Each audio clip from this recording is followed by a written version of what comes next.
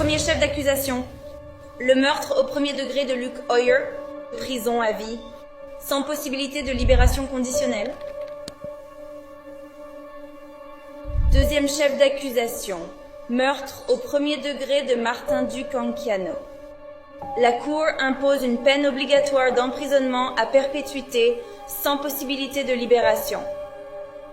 Troisième chef d'accusation, meurtre au premier degré de Gina Montalto. La Cour impose une peine obligatoire d'emprisonnement à perpétuité sans possibilité de libération conditionnelle. Quatrième chef d'accusation, meurtre au premier degré d'Alexander Schachter. La Cour impose une peine obligatoire de réclusion à perpétuité sans possibilité de libération conditionnelle. Cinquième chef d'accusation, meurtre au premier degré d'Elena Petty. La Cour impose une peine obligatoire de prison à perpétuité, sans possibilité de libération. Sixième chef d'accusation, pour le meurtre au premier degré d'Alissa Aladef.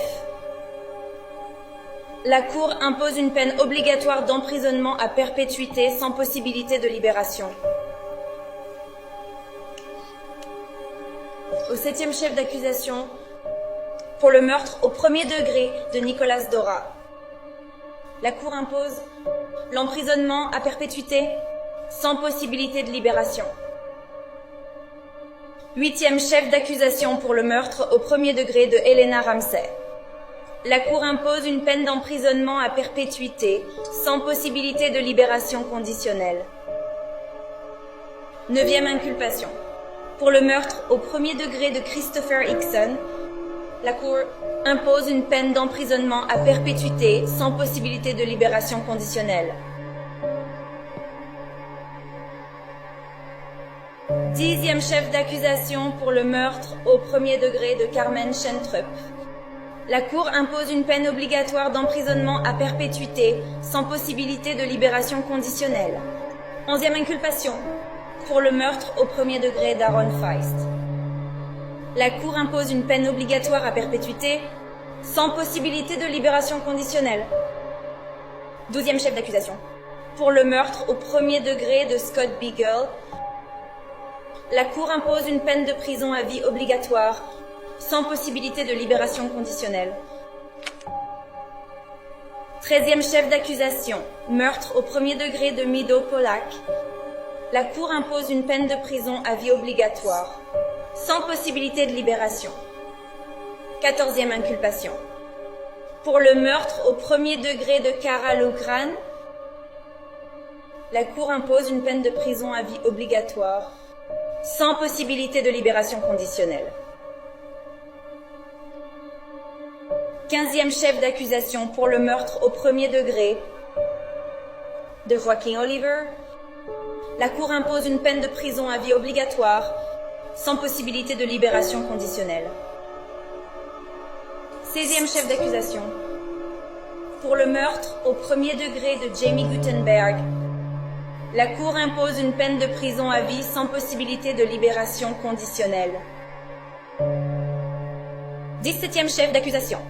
Pour le meurtre au premier degré de Peter Wang, la Cour impose une peine de prison à vie obligatoire, sans possibilité de libération conditionnelle.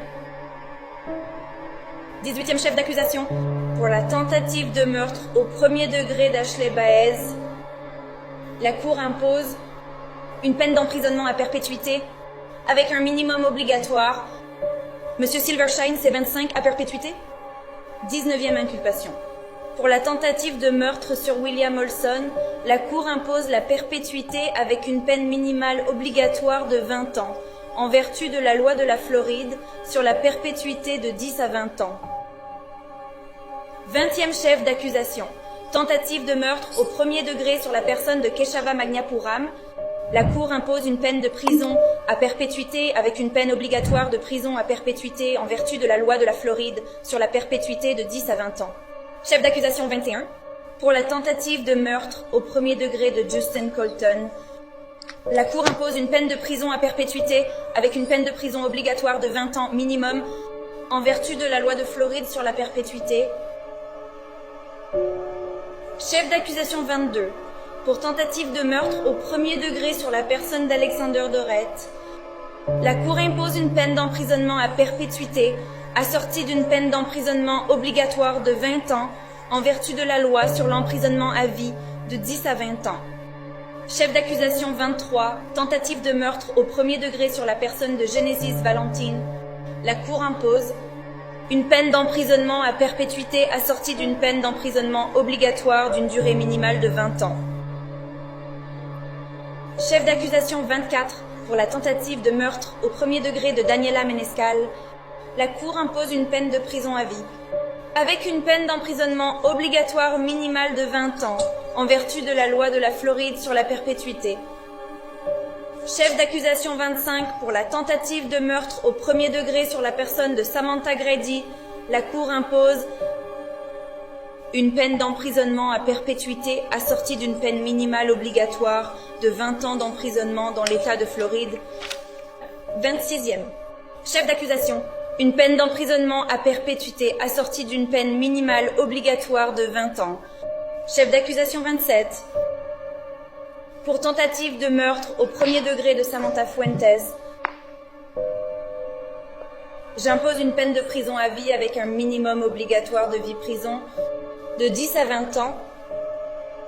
Chef d'accusation 27 pour la tentative de meurtre au premier degré d'Isabelle Checker. La Cour impose une peine d'emprisonnement à perpétuité assortie d'une peine minimale obligatoire de 20 ans d'emprisonnement dans l'État de Floride en vertu de la loi de la Floride sur la perpétuité. Chef d'accusation 28 pour la tentative de meurtre au premier degré de Samantha Mayer. La Cour impose une peine de prison à vie avec une peine d'emprisonnement obligatoire à perpétuité en vertu de la loi de Floride. Chef d'accusation 29 pour tentative de meurtre au premier degré sur la personne de Benjamin Weekender. La Cour impose une peine de prison à vie avec un minimum obligatoire de prison à vie en vertu de la loi de Floride sur la perpétuité. 30e chef d'accusation. Pour la tentative de meurtre au premier degré de Madeleine Wilford, la Cour impose une peine de prison à vie avec un minimum obligatoire de 20 ans de prison dans l'État de Floride. Chef d'accusation 31. Pour la tentative de meurtre au premier degré de Marion Kabachenko, la Cour impose une peine de prison à vie avec un minimum obligatoire de 20 ans en vertu de la loi de Floride sur la perpétuité. Chef d'accusation 32 pour la tentative de meurtre au premier degré de Stacy Lappel, la Cour impose une peine d'emprisonnement à perpétuité assortie d'une peine d'emprisonnement obligatoire minimale de 20 ans en vertu de la loi de Floride sur la perpétuité. 33e inculpation. Pour la tentative de meurtre d'Anthony Borges, la Cour impose une peine de prison à perpétuité avec une peine obligatoire de prison. Chef d'accusation numéro 34, tentative de meurtre au premier degré sur la personne de Kyle Lamont. La Cour impose une peine d'emprisonnement à vie avec un minimum obligatoire d'emprisonnement à vie en vertu de la loi de la Floride sur l'emprisonnement à vie. J'ordonne que chaque chef d'accusation de l'acte d'accusation soit consécutif l'un à l'autre. Votre honneur sur le chef d'accusation 30, le 30, c'est une peine de 25 ans, pas 20 ans. Madeleine Wilford. Ok, excusez-moi, je me suis mal exprimée sur le chef d'accusation 30.